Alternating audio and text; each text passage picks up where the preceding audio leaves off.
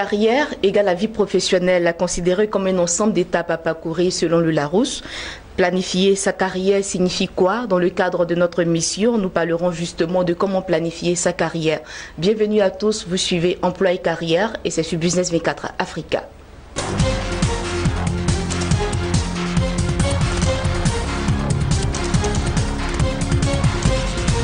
Je suis en compagnie de André Cuyo, il est consultant spécialiste de l'insertion professionnelle et de l'entrepreneuriat. André Cuyo, bonjour. Bonjour madame. Merci d'avoir répondu à notre invitation. Je vous en prie. Merci. Avec vous, nous allons échanger tout au long de cette émission sur des thèmes à trait à l'emploi et à la carrière.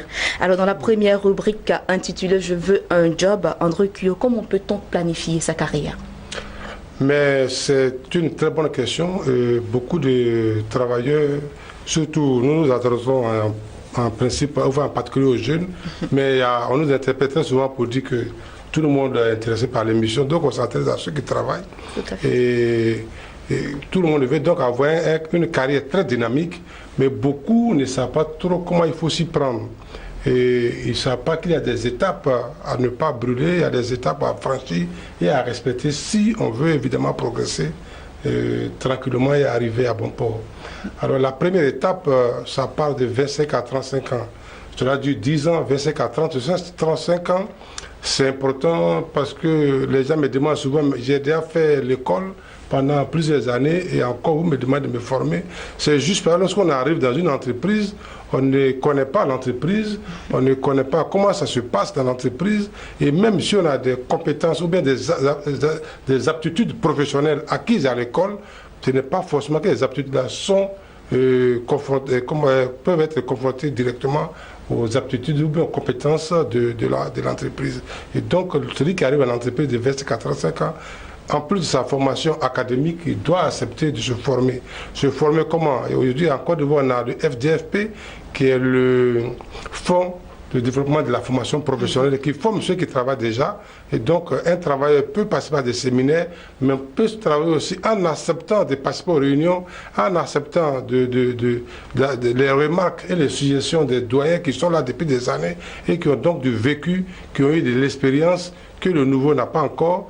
Et donc ça fait partie de la formation. Et ça vous permet d'être mieux formé, d'être mieux outillé et de devenir expert dans votre domaine de compétences.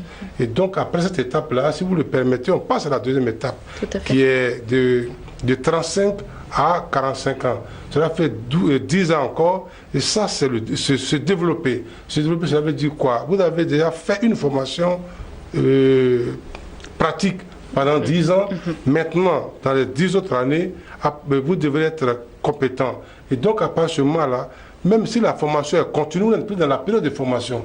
Donc, dans la première étape, si on ne pose pas trop de problèmes d'argent, les questions d'argent, dans la deuxième étape, évidemment, soit sur vous débauche, mais le salaire doit se ressentir, même le patron doit savoir que vous travaillez bien. C'est pas parce que vous avez duré dans l'entreprise, que vous êtes compétent, vous pouvez durer dans l'entreprise, mais si vous ne faites aucun effort pour apprendre, pour vous renouveler, pour apprendre de nouvelles techniques, pour voir comment ça évolue, vous pouvez faire 10 ans, 15 ans, vous n'avez rien appris. Donc, lorsque vous vous formez dans la deuxième partie, vous vous formez, vous êtes déjà bien formé, maintenant, vous pouvez négocier un salaire qui sied. Et cela prend encore 10 ans. Voilà. Alors, est-ce que ces deux étapes-là suffisent pour bien préparer sa carrière? Non, ça ne suffit pas, mais j'ai dit que ça se fait à 4 étapes. La première étape, c'est se former de 25 à 35 ans, de 35 à 45 ans, c'est se développer, c'est la deuxième étape. Et donc, dans la première étape, il faut faire ses preuves. C'est ce qui est important, il faut faire ses preuves. Il ne faut pas faire ses preuves en arrivant nouvellement dans l'entreprise. Vous voulez avoir le même niveau de salaire que l'ancien qui a fait 10, 15, 20 ans. Et qui est opérationnel, parce qu'une entreprise, il faut être opérationnel. Est-ce que lorsque vous donnez un travail, vous êtes capable de le faire sans erreur, sans faute, ou bien le moins de fautes possible? Ce n'est pas évident parce que si vous sortez de l'université, vous ne pouvez pas tout maîtriser, vous ne pouvez pas maîtriser au niveau de même la culture d'entreprise. Vous n'en savez rien, donc il faut prendre le temps pour maîtriser la culture d'entreprise, le management, le site de management des responsables, et voir qu'il y a un décalage entre l'université. Ce qu'on apprend dans les universités, c'est juste Mais lorsqu'on vient en entreprise, il y a une petite différence quand même dont il faut tenir compte. Et donc ça, dans la première étape, vous permet de le faire. Dans la deuxième étape, il reprend. Donc la deuxième étape, c'est se développer. À ce niveau, l'apprentissage est terminé. Lorsque la formation est toujours continue, mais l'apprentissage est terminé. À partir de ce moment-là, vous avez déjà acquis des compétences et des aptitudes professionnelles. C'est important. La deuxième étape, là, vous pouvez vous développer. C'est-à-dire se développer, c'est faire quoi? Vous avez une compétence que vous avez acquis pendant 10 ans. Maintenant, vous pouvez monnayer ces aptitudes-là. À partir de ce moment-là, lorsqu'on vous donne un travail, on voit que votre réaction est totalement différente de la première année, mais ça se voit. Lorsque les gens travaillent, disent, ah, mais ça, cette heure-là, j'avais fait ça il y a 10 ans, je ne fais plus comme ça. Et donc, vous progressez. À partir du moment où vous êtes efficace, le rendement est efficace, vous êtes productif, mais c'est tout à fait normal que le salaire suit. C'est ce que je demande, c'est ce que je conseille aux jeunes, et même à ceux qui sont déjà en activité. Il ne faut pas, dès les premières années, commencer à avoir un salaire des cadres supérieurs. Parce que vous avez peut-être un master 2, vous avez un doctorat, mais vous n'avez pas encore fait vos preuves. Mais est-ce que le salaire est forcément synonyme de faire ses preuves? Mais le salaire, en tout cas dans notre milieu de la formation, moi j'ai fait le placement, on ne recrute pas, mais là vous allez peut-être m'obliger à revenir en arrière, mais le recrutement ne se fait pas en tenant compte des diplômes. Or, la plupart des jeunes, lorsqu'on leur demande leur prétention salariale, ils disent, oui, ça me dit pourquoi? Ils disent, non, j'ai un master 2. Mais est-ce que le master 2 vous donne de la compétence? Vous avez des aptitudes professionnelles, vous êtes supposé connaître le travail, mais est-ce que vous l'avez éprouvé sur le terrain? C'est avec les preuves sur le terrain que vous allez dire que vous êtes déçu maintenant compétent. Lorsqu'on me donne ce travail-là, je le fais. Je prends un exemple.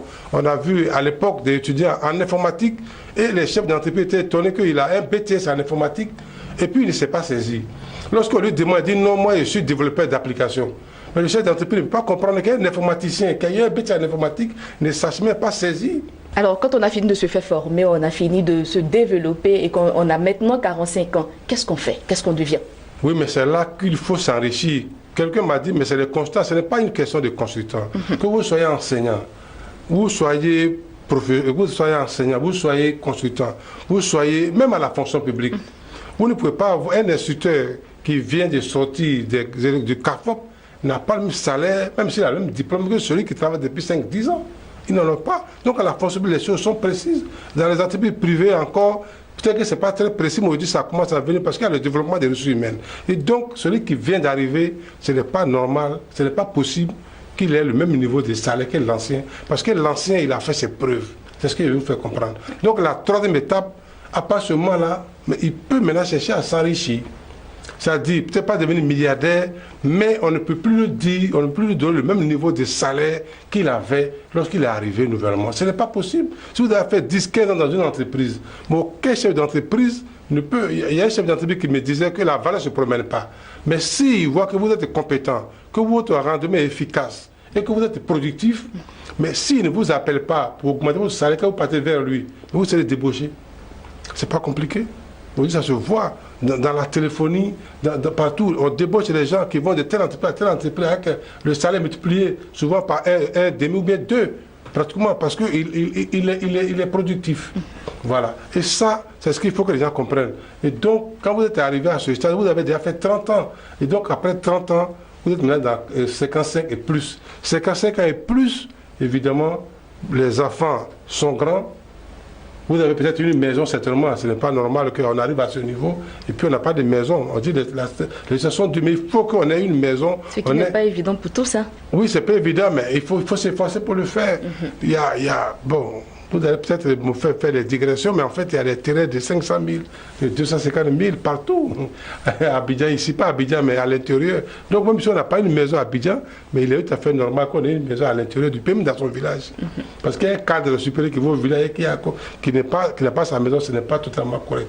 Donc, il faut qu'à ce niveau-là, il a une maison, ses enfants sont grands, sa famille est beaucoup plus libre. Donc lui, il a le temps de vivre maintenant de ce qu'il a économisé, la richesse qu'il a pu acquérir, pendant la troisième étape, mais la deuxième étape, mais il va maintenant, comme la troisième étape, bien moi, il va commencer à jouir. Donc il peut faire les voyages, il peut faire, comme on le dit souvent, le safari, il peut se promener, il peut aller où il veut, en Côte d'Ivoire comme à l'étranger, parce qu'il a maintenant le temps, il peut profiter. Mais ce qu'il ne faut pas faire, c'est que la plupart des jeunes, ils veulent profiter en même temps.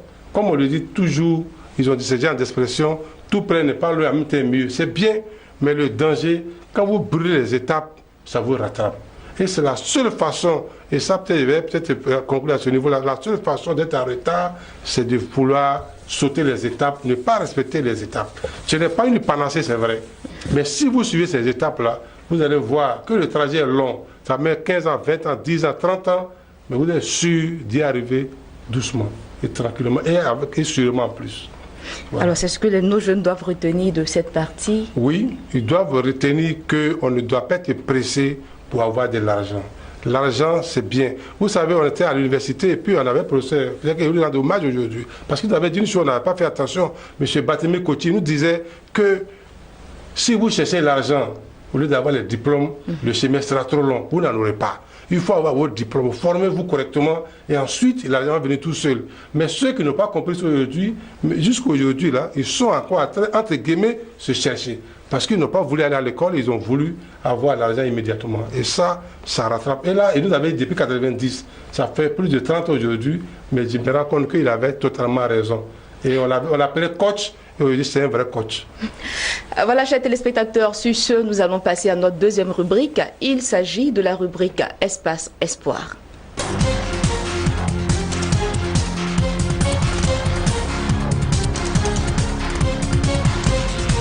Espace Espoir de ce jour, et il s'agit d'enjeux concours, et je laisse toute la place à notre consultant pour vous le présenter. André Kio. Merci bien, madame.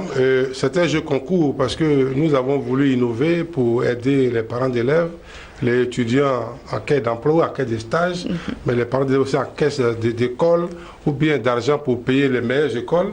Et donc, nous avons négocié avec certaines écoles qui nous ont donné des bourses d'études. Et nous avons aussi négocié avec des entreprises, nous avons donné des stages d'entreprises, dans des grandes entreprises qui comptent à Côte d'Ivoire ici. On n'allait pas donner aux gens de façon hasardeuse, on va donc donner aux gens, mais on va lancer un jeu concours. Alors, qui doit participer à ce jeu-là? Les étudiants en fin de cycle, les bacheliers, les étudiants, les candidats au stage, les parents d'étudiants et tous ceux qui ont besoin de stages ou qui veulent rendre service à des gens, à des parents ou à leurs enfants. Donc tout le monde peut participer. Il n'y a pas d'exclusion. Tout le monde peut participer à ce jeu. C'est un jeu concours. Et donc quelles sont les différentes formations qui seront mises en jeu? Il y a les commerciaux, il y a les informaticiens, il y a les comptables, il y a les caissiers spécialisés et les secrétaires, etc. Mais on a eu quelques postes de juristes. Donc toutes ces filières-là peuvent compétir à ce jeu-là. Alors, quelles sont les questions qu'on va poser? Mais on va leur demander justement de suivre emploi carrière parce que les questions seront posées. Ce seront des jeux par SMS. Et donc, en répondant aux jeux, on va leur donner ces prix-là. Ces prix seront donnés à l'antenne directement avec les partenaires des écoles et les entreprises qui ont donné les stages. Donc, ça sera des jeux qui seront donnés de façon officielle à l'antenne ici, à BINES 24. Voilà. Alors, chers téléspectateurs, nous espérons que vous avez bien pris note de ce jeu concours qui est lancé dans le cadre de notre émission Emploi et Carrière. Nous passons tout de suite à notre toute dernière rubrique. Il s'agit de créer mon entreprise.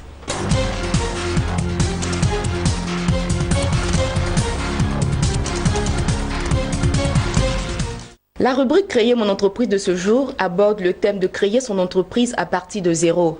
Est-il possible de créer son entreprise à partir de rien? Eh bien, c'est la question que nous posons à notre consultant. Merci. Vous avez des très bonnes questions. Ah, mais la question peut-être elle a reposée autrement. Peut-on créer une entreprise à partir ou bien sans argent ou à partir de zéro? En fait, c'est les expressions que nous avons beaucoup attendues. Dans les conférences, les gens font beaucoup de démonstrations. Alors on dit avoir réfléchi. Est-ce qu'on peut vraiment créer une entreprise à partir de zéro? Il allait dire oui, mais oui, parce que si on part de zéro, moi je préfère qu'on dise sans beaucoup d'argent ou bien sans grands moyens. Je voudrais, parce que pour créer une entreprise, déjà, ce n'est pas l'argent qui est en première position, c'est le rêve. Et quand vous avez le rêve, vous transformez le rêve en idée. L'idée, c'est ce qui est tangible, c'est l'idée de création d'un bien ou un service. Vous voulez vendre des mangues, vous voulez vendre la loco, vous voulez faire la ticket. Qu'est-ce que vous voulez faire? Donc vous matérialisez votre rêve en idée. Et l'idée, ce n'est pas suffisant. Après l'idée, ce n'est pas suffisant. Il faut donc monter un projet qu'on appelle un plan d'affaires. Et c'est le plan d'affaires maintenant qu'on cherche de l'argent. Donc vous voyez que lorsqu'on fait, on programme ou on fait la nomenclature de la grande entreprise, l'argent vient à la 4e position, donc pratiquement à la dernière position. Parce que si vous cherchez l'argent avant de réfléchir, lorsque vous avez de l'argent, vous allez dépenser. Il y a un parent qui dit très souvent que l'argent dit dépense-moi, dépense-moi. Alors, quand vous avez de l'argent, vous n'avez plus envie de créer l'entreprise. Le fait de créer l'entreprise, déjà, va venir en dernière position. Donc, il faut suivre les étapes. Ça, c'est important. Et je voudrais prendre un exemple d'un jeune. C'est pourquoi il dit, très souvent, on dit, on peut créer son entreprise à partir de zéro. Ce n'est pas totalement juste, mais pratiquement sans rien. Je prends l'exemple d'un fondateur d'une grande école. Il est aujourd'hui dans toute la Côte d'Ivoire. Mais lorsqu'il m'a reçu dans son bureau, il a dit, il m'a raconté une histoire. Ils étaient étudiants à l'université, mais c'était un groupe de 4 personnes. Certains étaient en sciences éco, d'autres en mathématiques, en physique, en chimie, ou on appelait ça en nature à l'époque, on appelle ça SVT. Mais donc, les gens, ils avaient 1000 francs finalement. Et puis il dit, mais il nous reste 1000 francs. Si on dépasse les 1000 francs, c'est vrai qu'on peut manger, mais demain on fait comment? Et il y a un ils ont commencé à réfléchir, donc on a fait un débat d'étudiants. Et puis il y a un qui a dit, mais si on faisait le cours à domicile. Et puis il dit, mais tu dis qu'on va faire quoi à domicile? On va faire comment? Il dit, mais nous on est compétents, on peut donc donner le cours à domicile parce qu'il était à licence ou à maîtrise. Donc ils peuvent faire le cours comme des enseignants. Et ils ont donc fait des photocopies, étudiants, dispensent des cours à domicile en mathématiques, ils ont cité les différentes matières. Et ils sont allés afficher. Ils ont pris donc les 1000 francs, ils ont fait les photocopies. Et donc ils sont allés afficher, et une semaine après, une dame les appelle pour dire, il faut venir dispenser des cours à ma fille qui n'est pas très forte en mathématiques. Et il a été payé 50 000 francs. Il est étonné, il dit 50 000 francs, il a cru que c'était dans l'année. Deux fois, il était déjà trop content parce qu'il n'avait pas beaucoup d'argent. Et la dame lui dit, c'est 50 000 francs par mois. Alors il fait un calcul rapide, il se rend compte que c'est 600 000 francs dans l'année. Donc il était content. Et puis elle lui a dit, bon mais voilà, donc ils ont commencé à faire la formation. Et puis, comme c'est dans une école où il y avait beaucoup d'expatriés, et le niveau de l'enfant a commencé à sentir une amélioration. Et donc la plupart des autres sont venus et ils ont commencé à voir beaucoup de personnes. Bref, on les appelait un peu partout. Et donc finalement, avant la fin de l'année, les 4 ont fait près de 10 millions.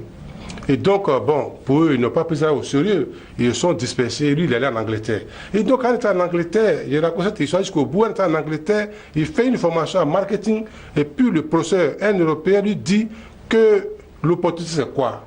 Ils ont donné les définitions académiques et tout. Il dit l'opportunité, c'est ce que vous avez dans la main. Qu'est-ce que vous avez dans la main? Et lui, il se rappelle que ce qu'il avait dans la main, c'était le produit du cours du soir. Et donc, il retourne en Côte d'Ivoire. Et aujourd'hui, il est à la tête d'un groupe d'écoles. Ils sont à Kodi, dans toutes les communes d'Abidjan, mais ils sont aussi à l'intérieur du pays.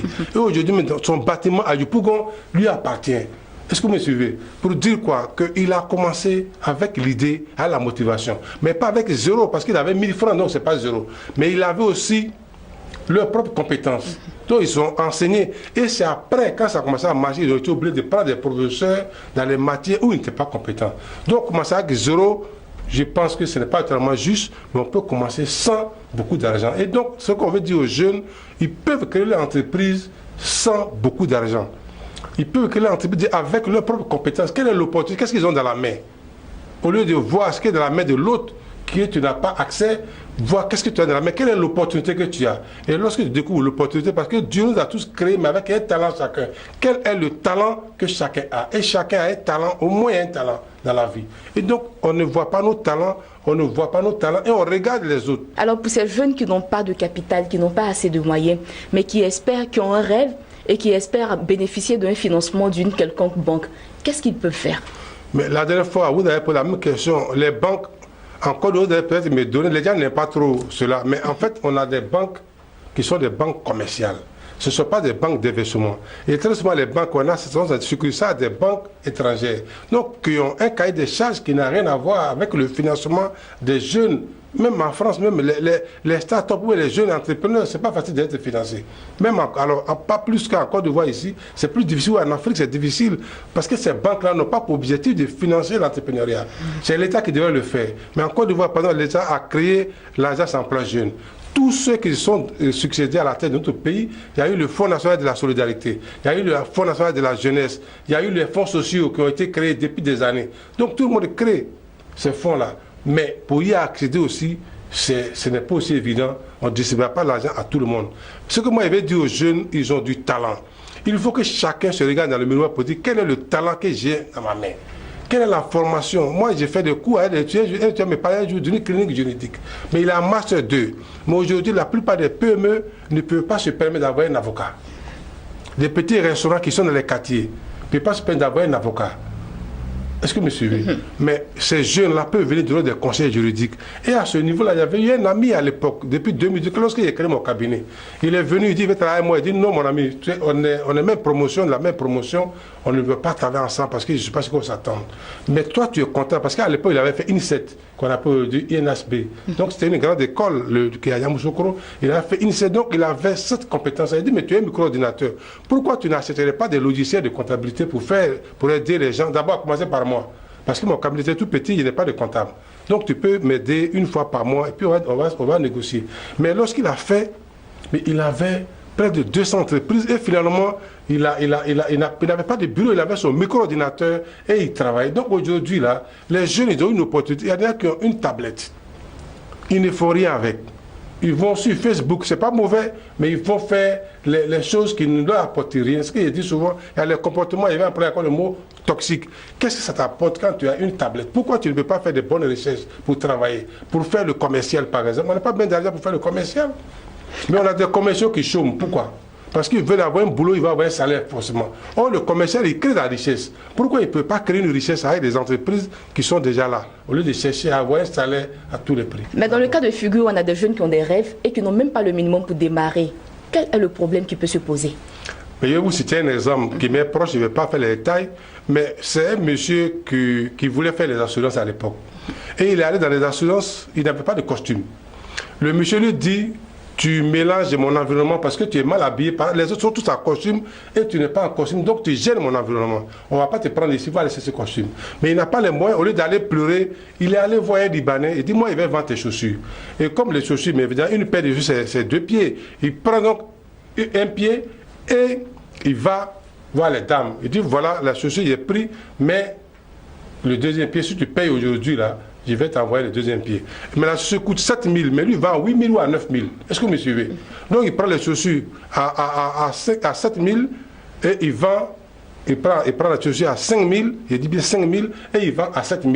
Et il dit à la dame, si tu me donnes 6 000, je te livre la chaussure et puis tu vas payer après. Mais quand la dame lui donne les 6 000, lui, il a 1 000 francs, et il va déposer 5 fois chez le Libanais et il récupère les chaussures. Mais dans la journée, il vendait une dizaine de paires. Et aujourd'hui, il est devenu un homme d'affaires redoutable. Croyez-moi, il est en Côte d'Ivoire ici.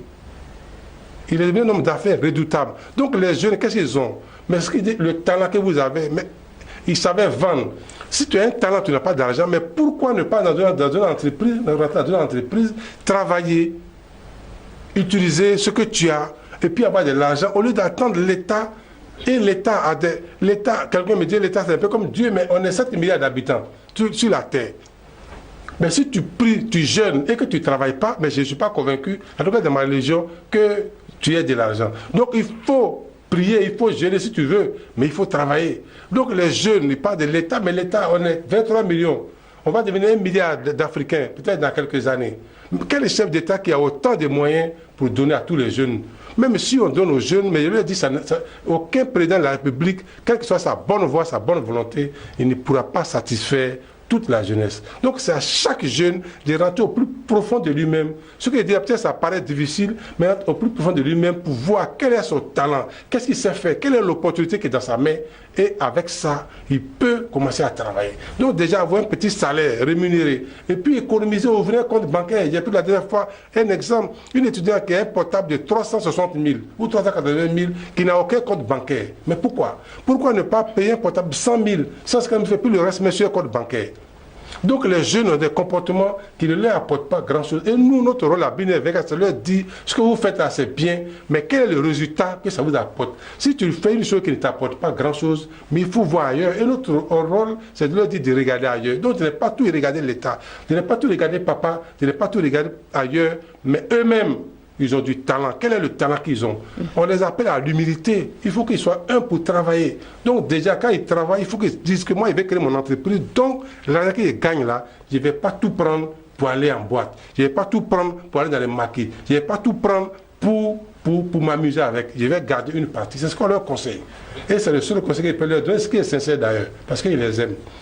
Alors, André Kio, nous sommes pratiquement au terme de notre émission. Votre mot de fin? Ah, mais notre mot de fin, on a fait la première partie. Nous avons vu qu'il y a 4 grandes étapes pour planifier sa carrière. Ce n'est pas une panacée, on l'a déjà dit, on le répète, ce n'est pas une panacée, mais c'est un plan qui a été codifié, qui a été fait, qui a été éprouvé. Et donc, il tente au moins cela, et puis on va voir. Et donc, il faut qu'il suive les étapes. Lorsqu'il finit la formation à l'université, la vraie formation professionnelle commence en entreprise. Cela dure 10 ans, de 25 à 35 ans. De 35 à 45 ans, c'est la deuxième partie de la formation. Et là, il doit se développer. De 35 à 45 ans, il doit bien se former, se développer. Et en plus, de 30 à 45 ans, il doit s'enrichir. Et à partir de 55 ans, n'est-ce pas, il doit maintenant jouir de tous les biens, de tout ce qu'il a accumulé toute sa vie.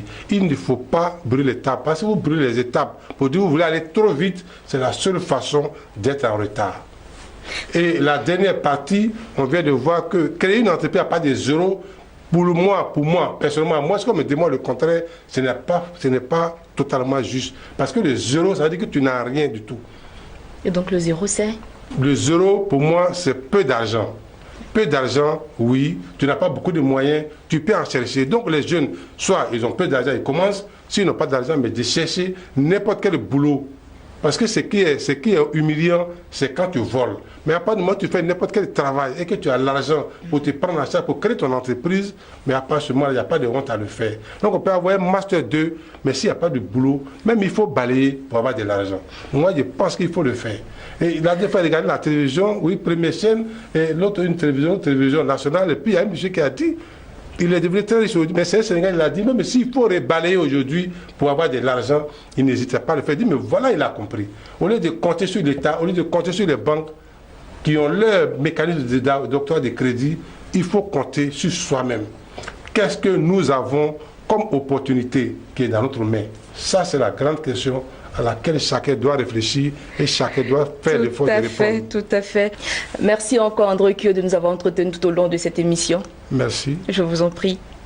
Alors, je vous le rappelle avant de clore cette émission que nous avons lancé un jeu concours dans le cadre de Emploi et Carrière. Pour voir les questions et les réponses, il suffit simplement de nous suivre. Sur ce, je vous dis à bientôt et au revoir.